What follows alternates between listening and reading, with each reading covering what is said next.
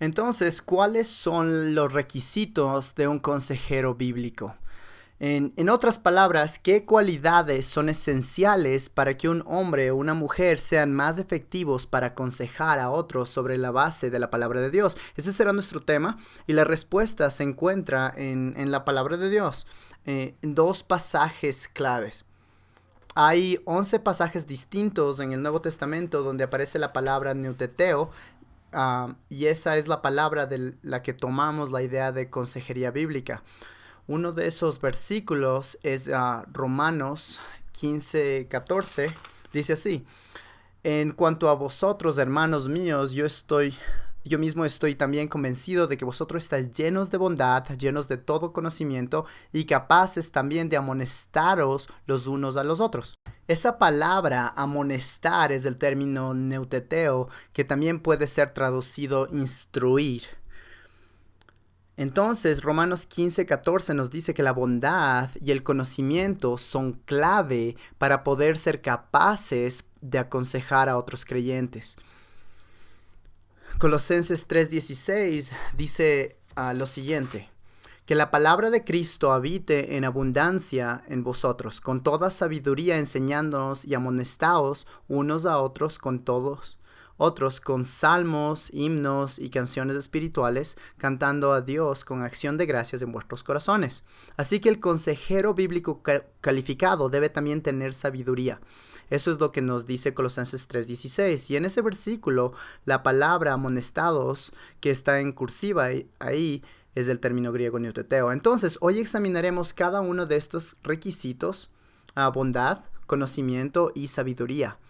¿Qué dice la palabra de cada una y cómo se relaciona con nuestro ministerio personal, el discipulado y la consejería? Después de analizar cada una, explicaremos un poquito más y responderemos tres preguntas.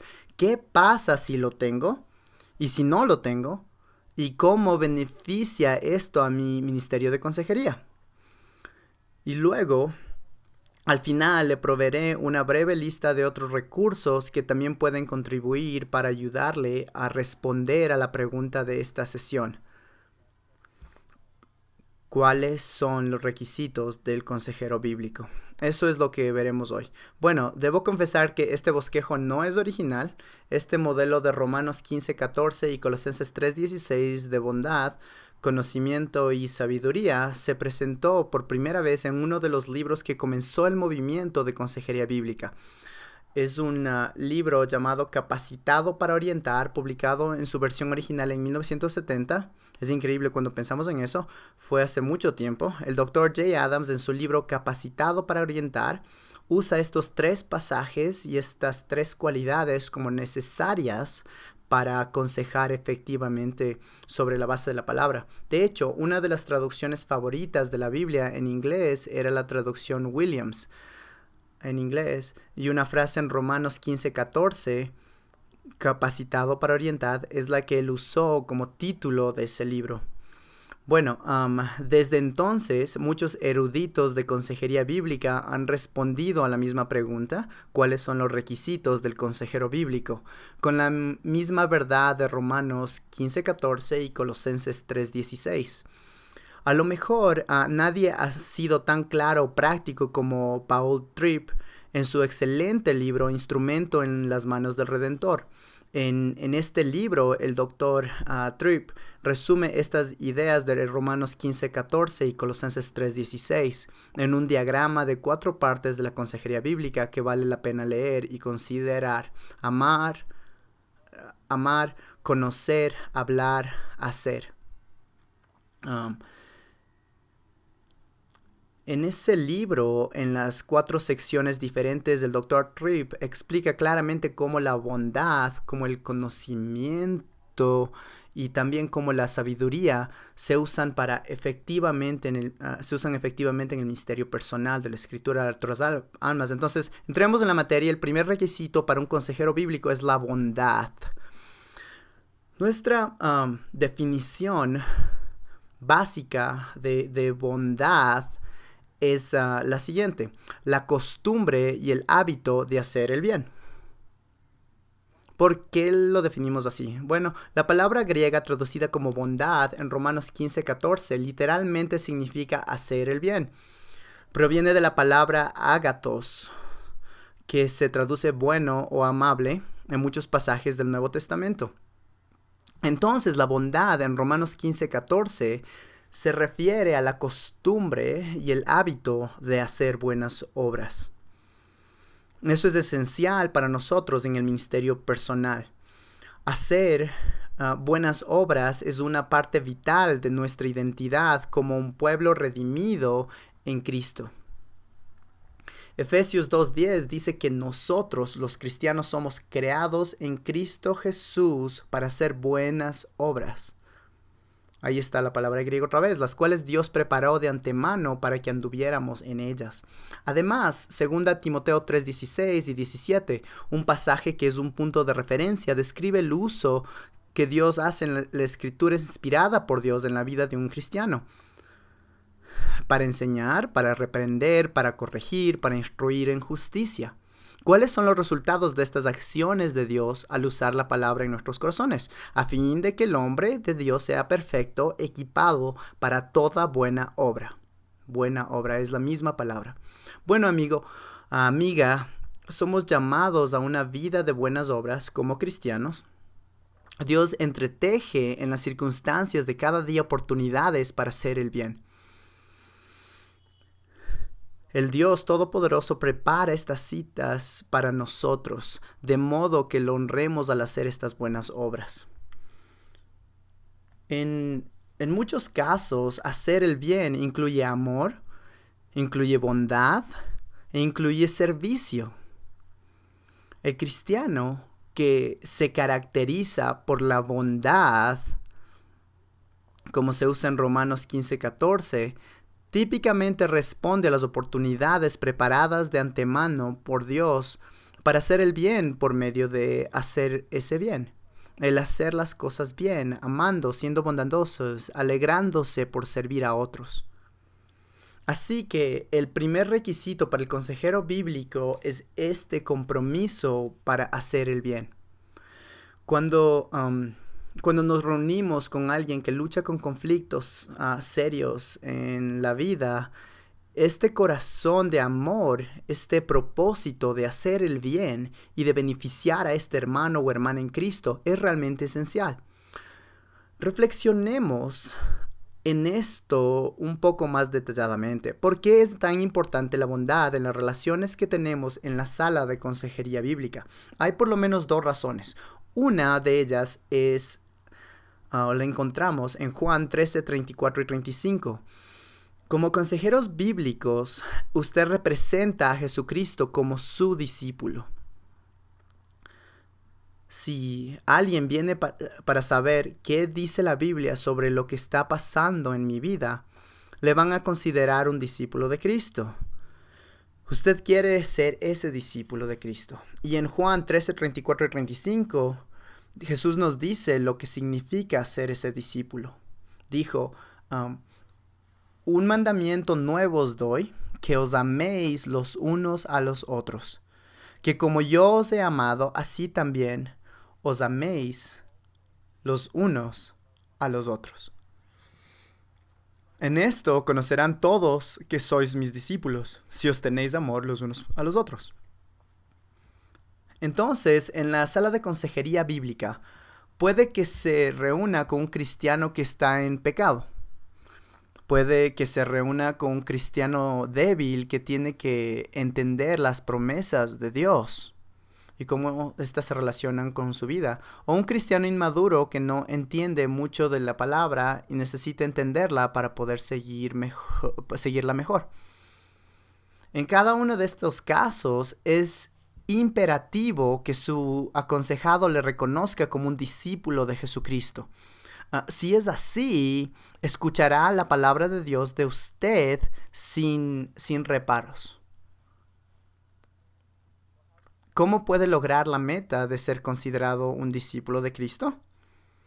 Ame como Él le ama. Eso es lo que Jesús nos dice en Juan 13, 34 y 35. Consejero bíblico, Esto significa que usted ama y se preocupa genuinamente por cada persona que Dios trae a su camino. Usted considera un privilegio servirles, caminar con ellos por el camino de los momentos difíciles de sus vidas, poder cuidar de ellos y comunicarles la palabra. A veces, ese amor involucra un servicio que va más allá de las reuniones que tienen en la sala de consejería. Este amor que Cristo tenía para nosotros incluyó que Él entregara su vida por nosotros. Así que nuestra misión es entregar nuestra vida por los aconsejados que Dios nos trae. Lo resumiría de esta manera. Probablemente el 75% de los casos de consejería con los que he estado involucrado a través de los años requieren de bondad en la forma de una verdadera preocupación, amor como el de Cristo para el aconsejado, buena preparación, oración y comunicación personal de cuánto le importa en la sala de consejería. Este amor cristiano es necesario para una consejería neutética efectiva según Romanos 15:14, y diría que el otro 25% de los casos requieren bondad a un grado incluso mayor. Por ejemplo, considere este caso. Había un hombre con el que me reunía todos los martes por la noche por algunos meses. Durante ese tiempo oré, lo visité en su casa, recibí sus llamadas después de que él tuviera conflictos alarmantes con su esposa. Hablé con ella por teléfono y en persona junto con él. Hicimos muchas caminatas juntos para hablar de la palabra y la vida. Hubo muchas veces en las que él necesitaba ser exhortado con la palabra de Dios. Y hubo otras veces en las que tenía que ser consolado con las promesas de la palabra de Dios para saber que son verdad. Hubo muchas veces durante esas 14 semanas en las que miré a este hombre en los ojos y le dije, te amo, hermano. Y era verdad. Y él lo creyó. Creo que la dinámica de un amor semejante al de Cristo fue una parte importante del ministerio de este hombre, durante esa época que él describió como la etapa más difícil de su vida. Por supuesto, al final fue Dios el que cambió su corazón a través de la palabra. Fue Dios quien llevó a su esposa a la salvación. Y es Dios quien continúa trabajando en la vida de esta pareja, a la cual le va muy bien en su caminar con Dios en estos días. Pero creo que si mi amigo estuviera aquí y le preguntara, él le diría que consideró mi consejo de la palabra de Dios como el de un discípulo de Cristo, porque vio el amor que yo tenía para él. Y también vio el amor que yo tenía para mi esposa en nuestra relación. Así que represente a Jesucristo como su discípulo. Esfuércese por amar como Cristo le ama. Entregue su vida. ¿Por qué la bondad es tan importante en las relaciones de consejería bíblica? Número 2. Debemos amar. Pablo amaba a los filipenses. Se los dijo en el versículo 8 del capítulo 1 de su carta. Dijo, porque Dios me es testigo de cuánto os añoro a todos con el entrañable amor de Cristo Jesús. También amaba a los cristianos que estaban en iglesias que no eran tan firmes. En la iglesia de Corinto, dijo en 2 Corintios 4:5, porque no nos predicamos a nosotros mismos, sino a Cristo Jesús como Señor, y a nosotros como siervos vuestros por amor de Jesús. Él les dijo literalmente que era su esclavo por el amor de Jesús. Y esa era una iglesia difícil. ¿Haríamos usted y yo ese compromiso con una iglesia con tantos problemas como los que tenía la iglesia de Corinto? Lo haríamos si tuviéramos la bondad que da como resultado el amor de Cristo. Pablo habla acerca de este amor por los corintios en 2 Corintios 12:15. Dice: y yo muy gustosamente gastaré lo mío, y aun yo mismo me gastaré por vuestras almas. Que cada uno de nosotros esté así de comprometido con las personas que Dios nos traiga para discipulado o consejería. Ya sea que se parezcan más a los filipenses, que les va bien y su respuesta a la palabra es inmediata y positiva, o ya sea que se parezcan a la iglesia de Corinto, cuando es un proceso largo y difícil. Y si ya lo tiene. Cuando digo esto, entienda que no creo que ninguno de nosotros sea perfecto en un amor que se asemeja al de Cristo, pero uso esa frase en ese mensaje, y si ya lo tiene y si no lo tiene, solo para decir si esta es una de las áreas en su vida en las que parece es particularmente fuerte, o si es un área en la que se da cuenta que necesita trabajar. Eso es lo que deseo expresar con estas frases. Entonces, ¿y qué tal si ya lo tiene? Y si una de las fortalezas en su caminar con Dios y su ministerio con los demás es este amor como el de Cristo. Comunique el amor que tiene por sus consejeros y por los demás con el propósito de identificar como un discípulo de Cristo. La gente tiene que saber que usted se preocupa por ellos con un amor como el de Cristo. Ame a sus aconsejados con un verdadero amor semejante al de Cristo. Considera un privilegio y un honor el imitar a Jesucristo al entregar su vida por estas personas que Dios ha traído a su camino.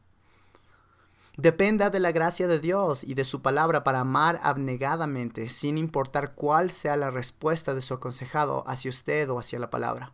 No se lo tome como algo personal. Usted está ahí para servir, no para ser amado o apreciado. Además, disfrute la interacción que hay entre usted y su Dios mientras le honra a Él, con cuidado, compasión e involucramiento en las vidas de sus aconsejados. Esta es una de las grandes aventuras que hay entre el consejero y el discipulador y el Señor. Necesitamos de su ayuda para amar así, y buscamos representarlo bien a Él, al amar de la forma en que recibimos amor de Él. Por lo tanto, la interacción que ocurre entre usted y el Señor es una gran aventura, mientras se esfuerza por poner en práctica un amor semejante al de Cristo en cada relación. Sea firme en el amor. Y si no la tiene, y si tiene que trabajar muy duro para ser abnegado y notar las necesidades de los demás, o para expresar un amor semejante al de Cristo en palabras y obras. Y si la verdad es que normalmente no piensa en términos de poner en primer lugar a las otras personas. Y si le cuesta difícil preocuparse. Me refiero a que no puede ser esta persona un poco menos demandante. Bueno, esto es lo que dice la palabra. Número 1, sepa que debe amar. Primera de Juan 3:16. En esto conocemos el amor, en que Él puso su vida por nosotros. También nosotros debemos poner nuestra vida por los hermanos. Debemos amar. Primera Juan 4:11 lo expresa de modo distinto. Amados, si Dios así nos amó, también nosotros debemos amarnos unos a otros. Así que debemos amar. Tenemos que esforzarnos por amar. Número 2. Si esta no es una área fuerte en su vida, estudie sobre el amor de Dios y el amor de Jesucristo en las Escrituras. Amamos porque Él nos amó primero. Invierta mucho tiempo para considerar cómo Él nos ha amado. Así sería mucho más fácil imitarlo. Aprecie y dé gracias a Dios diariamente por el amor de Dios y el amor de Jesucristo. Eso es algo muy bueno que debemos hacer de todas maneras, pero hacerlo nos ayuda a pensar en términos de amor, entender el amor y comunicar la respuesta apropiada al amor, al Señor.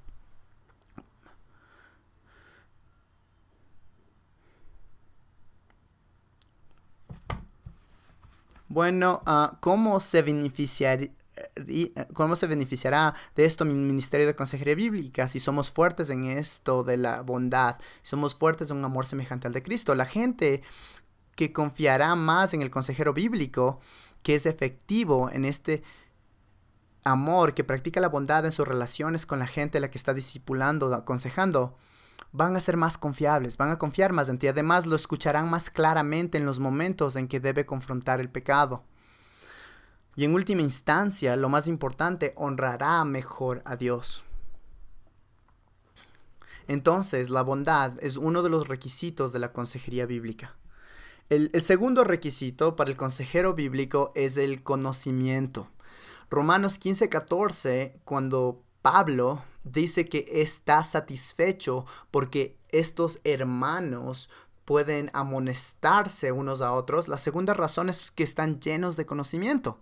La palabra raíz traducida como conocimiento se usa más de 275 veces en el Nuevo Testamento, que es lo principal que alguien con este conocimiento debe saber según lo que dice el Nuevo Testamento. La Biblia dice que debemos conocer la verdad, que debemos conocer a Dios y debemos conocer al Hijo de Dios. En Juan 17:17 Jesús dijo: tu palabra es verdad, cuando elevó su oración a Dios Padre. Entonces debemos conocer la verdad. Conocemos la verdad al conocer la palabra de Dios. Esa es la primera de las 3 cosas que debemos conocer. Conozca la palabra al estudiarla y aplicarla a su propia vida cada día. Hemos hablado de Hebreos 4:12 y 13 algunas veces durante estas sesiones. Esta dinámica es tan importante. Dice así: porque la palabra de Dios es viva y eficaz, y más cortante que cualquier espada de 2 filos.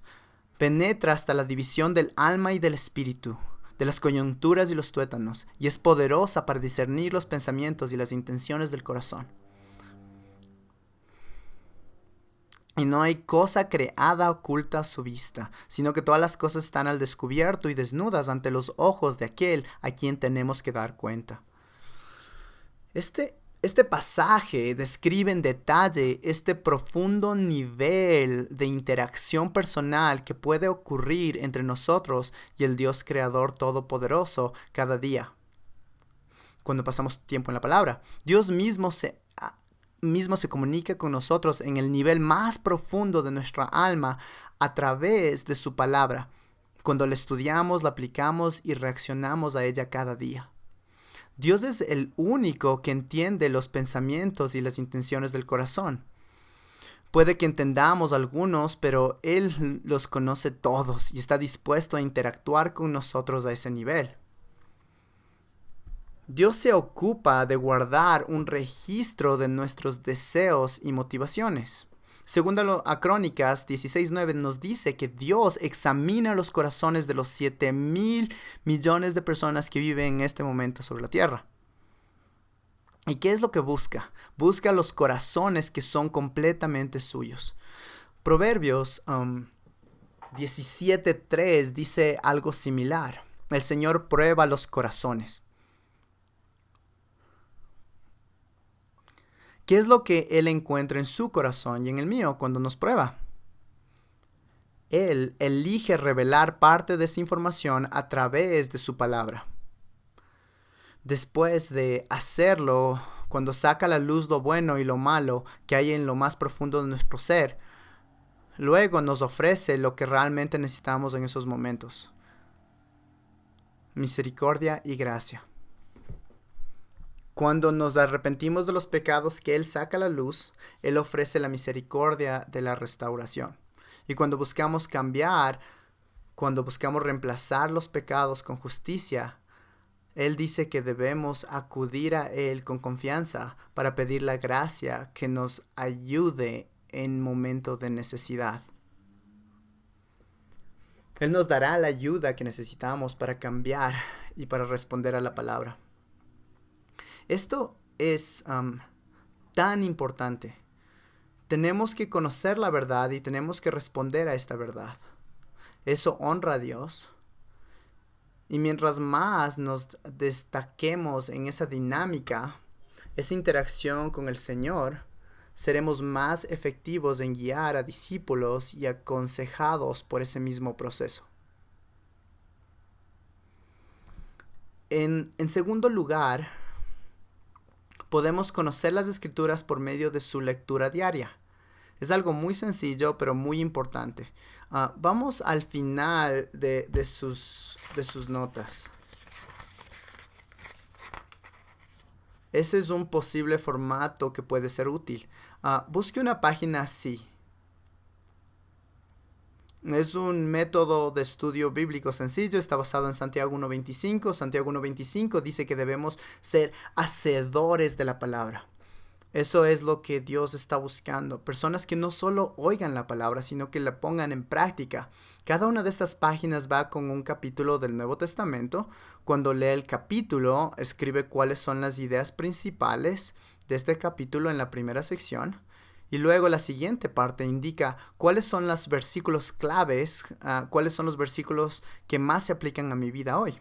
Quizás sean versículos donde Dios le anima, mira amigo, esto ya lo vive, sigue adelante. O podría ser versículos en los que Él saca a la luz los pensamientos y las intenciones de su corazón que no están bien. Mira hermano, esto es algo en lo que tienes que cambiar. Entonces escribimos esos versículos claves y luego consideramos qué es lo que tengo que hacer para ser un hacedor de la palabra. Porque eso es lo que Dios está buscando, gente que ponga en práctica la palabra. Si esto es lo que dice y estas son las ideas, ¿qué es lo que tengo que desear, pensar y hacer para que mi vida sea igual a lo que dicen estos versículos? Y luego, al final, vamos a orar. Si Dios sacó a la luz algún pecado, vamos a confesar y arrepentirnos. Y también vamos a orar pidiendo la ayuda de Dios para obedecer su palabra. Cuando Sky y Elisa, mis hijos, estaban en la secundaria y en el bachillerato, los dos, junto con mi esposa Julie y yo, estudiamos en el Nuevo Testamento con este formato. Hicimos un capítulo cada vez, nos reuníamos 2 o 3 veces por semana. También pasábamos nuestro tiempo a solas en la palabra los demás días, pero en esos días leíamos juntos. Lo que pasó fue que cada uno interactuábamos con Dios, leíamos el capítulo en voz alta y luego escribíamos por nuestra cuenta y después dialogábamos. ¿Qué pasó entre tú y el Señor durante este tiempo? Bueno, Julie y yo creemos una política de compartir todo. Bueno, excepto si la aplicación tenía algo que ver con el área íntima de nuestra relación. Eso no lo íbamos obviamente a compartir con nuestros jóvenes adolescentes. Entonces, pero todo lo demás simplemente les contábamos. Esto es lo que sucedió entre nosotros y el Señor. Así que cuando los 4 nos involucramos en esta actividad de interactuar con Dios y que Dios haga que la palabra sea viva y activa mientras nos esforzábamos por ser hacedores de la palabra, ocurrieron cosas maravillosas. Todos éramos transparentes, nos comprendíamos mutuamente mucho más, entendíamos la obra interna y la interacción de cada uno con Dios. Durante ese tiempo, nuestra identidad se convirtió en la que de 4 cristianos que buscaban ser más como Cristo y 4 cristianos que oraban unos por otros, que se animaban unos a otros y rendían cuentas unos con otros con una misma meta. Todos éramos padres e hijos, seguíamos teniendo esos roles dentro de la familia, pero como cristianos, como personas y en esos roles, en eso se convirtió nuestra identidad, porque realizábamos juntos esa actividad. Creo que fue muy valioso en tantos niveles porque, por supuesto, Dios hizo lo que Él hace a través de la palabra. Él hizo que cada uno de nosotros cambie y crezca, pero también tuvimos parte en ello y fue genial, debido a que Dios nos revelaba cosas que había en las profundidades de cada uno de nuestros corazones. A través de la palabra interactuábamos con el Señor y conversábamos de esto. Tuvimos una excelente oportunidad para entender cómo podemos amar, cuidar, servir, ayudarnos mejor unos a otros.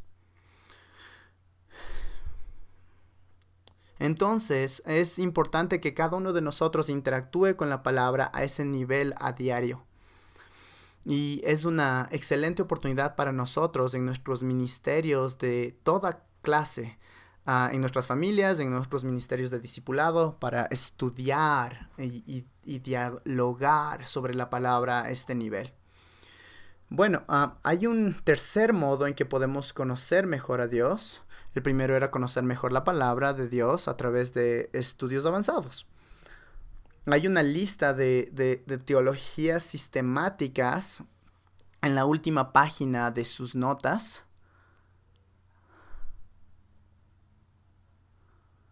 de esta sesión.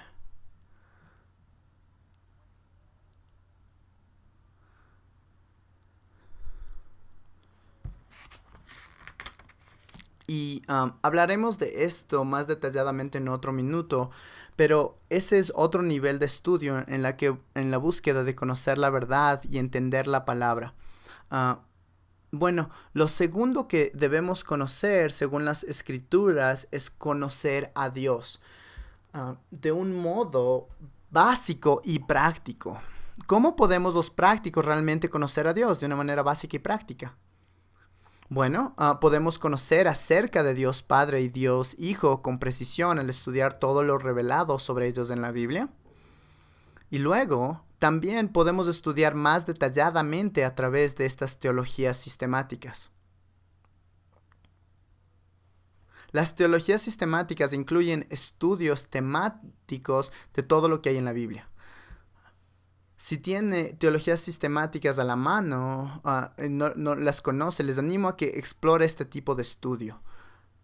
Al estudiar las selecciones de teología propia, la teología de Dios del Padre, todo lo que dice la Biblia de Dios Padre y la cristología, todo lo que dice la Biblia sobre Dios Hijo, llegamos a una comprensión más profunda y detallada de cómo las escrituras abordan la forma en que podemos conocer a Dios. Podemos llegar a una comprensión más profunda de cada una. En sus notas tiene una larga lista. ¿Cuál teología sistemática puede ser la más útil para usted? Le animo a que converse con un líder en su iglesia. Simplemente dialogue con este líder, con uno de los pastores. Puede que él pueda considerar qué clase de estudio pueda ser el mejor para usted. Todas las teologías sistemáticas hacen lo mismo. Algunas son más exhaustivas al momento de tratar cada tema, otras son más concisas. También hay algunas que tienen teología, qué sé yo, bautista, otras que tienen teología dispensacionalista, otras tienen teología reformada. Sea cual sea su visión, el estudio de la teología sistemática en todas estas corrientes puede ser beneficioso. Pero el mejor punto de partida será lo que su pastor o un anciano le recomiende. Estos son estudios excelentes y es un excelente método de estudio para nosotros, como cristianos y como consejeros bíblicos. Entonces, ¿qué obtiene con ese tipo de estudio de la palabra? Al analizar la teología sistemática o estudios en los idiomas originales, obtiene una comprensión más detallada y precisa de la palabra. Si revisa un resumen de todo lo que dice la Biblia sobre un tema particular, tiene un marco de referencia y luego cuando lee una y otra vez el Nuevo Testamento encuentra familiares pasajes que hablan de ese tema y dice algo que es parte del tema o lo ilustran. Ahora ves según la perspectiva de todo lo que la Biblia dice al respecto. Y con ese marco de referencia entiende con mayor exactitud los versículos, lo que realmente quieren decir. Entiendes con mayor exactitud las frases o incluso las palabras. Es útil porque mientras más conozcamos la palabra, sabremos con más exactitud lo que dice la Escritura sobre el Padre y sobre el Hijo. Y eso nos fortalecerá en nuestro caminar con Dios y nos ayudará a comunicar la verdad de la palabra con mayor exactitud a las personas que aconsejamos o discipulamos. Y si ya lo tiene, y si ya posee un conocimiento significativo de la Escritura y de la teología, le animo a que haga 3 cosas. Adore al Señor con humildad. Ese tipo de estudios nos ofrecen grandes oportunidades para adorar. Además, sea firme para reemplazar sistemáticamente los pecados con la justicia mediante la gracia suficiente de Dios y su palabra. Usted está preparado para hacerlo bien. Y le animo, estudie cuidadosamente para seguir creciendo en el conocimiento de Dios y su palabra. Mientras más años pasen, la mayoría de ustedes, que ya son un poco mayores como yo, probablemente se identifiquen con esto. Pero si ha sido cristiano por un tiempo y se ha esforzado por estudiar la palabra, ¿no se ha dado cuenta de la profundidad de la palabra? Mientras más estudia la palabra de Dios de diferentes maneras, más se da cuenta de que si viviéramos 1000 años, jamás podríamos estar cerca de conocer en su totalidad la profundidad de toda la Biblia. Entonces, si por la gracia de Dios le quedan algunos años en la tierra y si ya tienen una buena comprensión de la palabra y la teología, siga adelante. Tiene los mejores años por delante. ¿Y qué tal si no la tiene?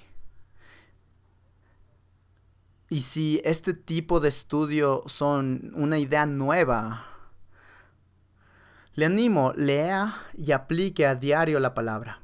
Tener este tiempo diario para interactuar con el Dios Todopoderoso es esencial para que crezcamos en Cristo y estemos mejor equipados para ministrar a otros. Punto número 2.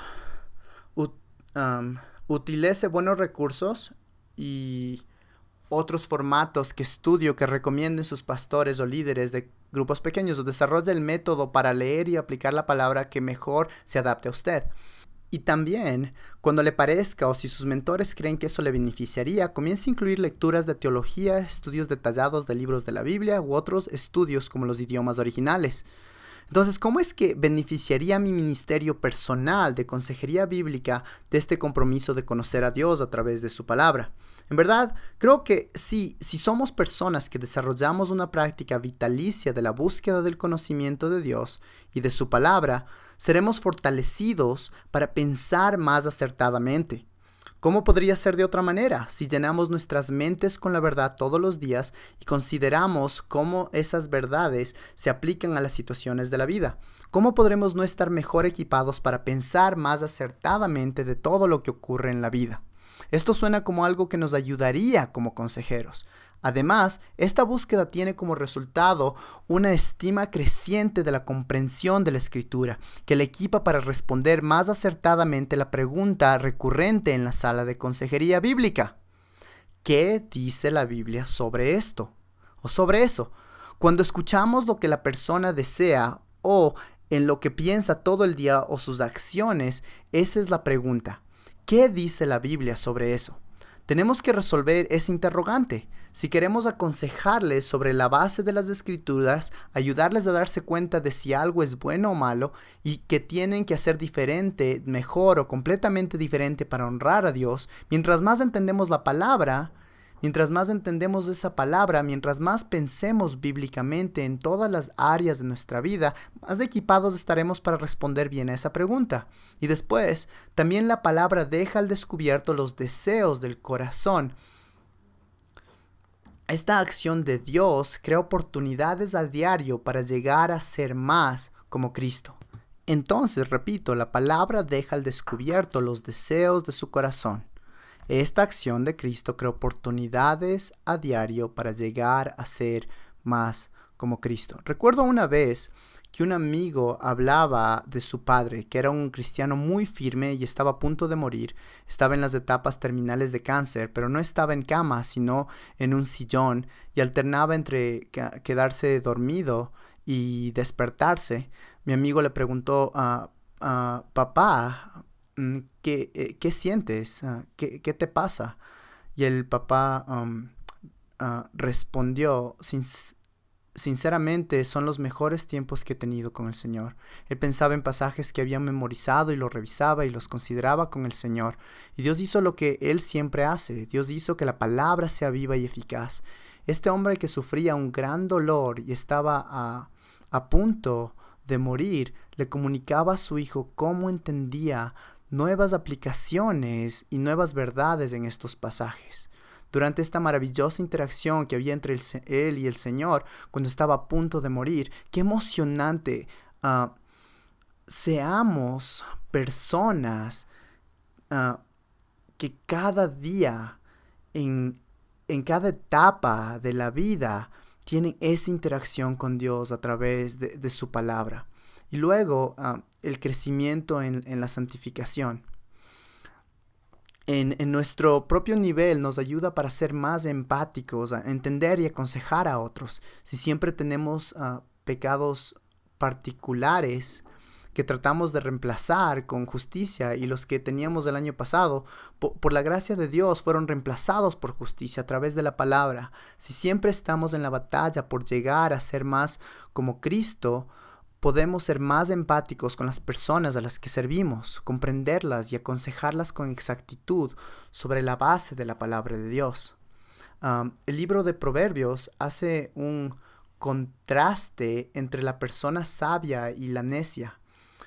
Y el tercer requisito es la sabiduría.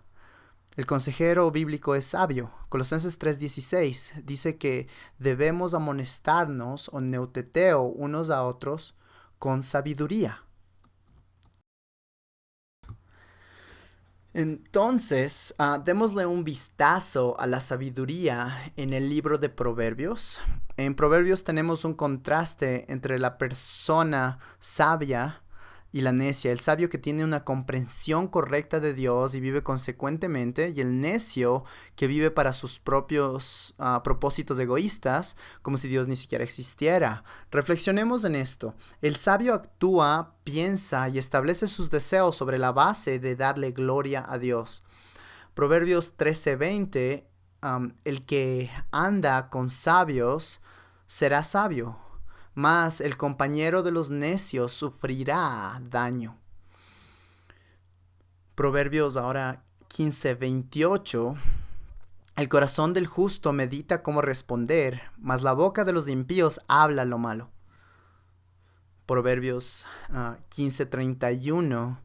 El oído que escucha las reprensiones de la vida morará entre los sabios. Proverbios 17:17. En todo tiempo ama el amigo, y el hermano nace para tiempo de angustia. Aquí vemos algunos ejemplos de lo que la persona sabia piensa, lo que desea y lo que hace. Necesitamos este tipo de sabiduría. Si estas cosas son el patrón de lo que somos y lo que hacemos, porque nos esforzamos por ser sabios, nos esforzamos por vivir de un modo que honra a Dios, entonces pensaremos antes de hablar. Y cuando seamos reprendidos, escucharemos. Y seremos ese amigo que es el mejor amigo para las personas que Dios ponga en nuestro camino en tiempo de adversidad. Esto es sabiduría. Hagamos ahora un contraste con el necio. La persona necia es egoísta y se comporta como si Dios no existiera. Considera estos ejemplos. Los labios mentirosos son abominación del Señor, pero lo que obran fielmente son su deleite. Si Dios no existe, si Dios no observa lo que hago, si Él no juzga los pensamientos y las intenciones de mi corazón, entonces mentir tiene sentido. Me voy a ahorrar muchos problemas si tan solo les digo a los demás que pasó algo distinto. Pero si pienso en términos del Dios verdadero y mi propósito realmente es honrarle, entonces mentir no tiene ningún sentido. Proverbios 13:4. El alma del perezoso desea, pero nada consigue, mas el alma de los diligentes queda satisfecha. Aquí tenemos nuevamente el contraste entre el sabio y el necio. Para el necio no tiene sentido trabajar duro. ¿Qué provecho saco yo? Proverbios 16:5. Abominación al Señor es todo el que es altivo de corazón, ciertamente no quedará sin castigo.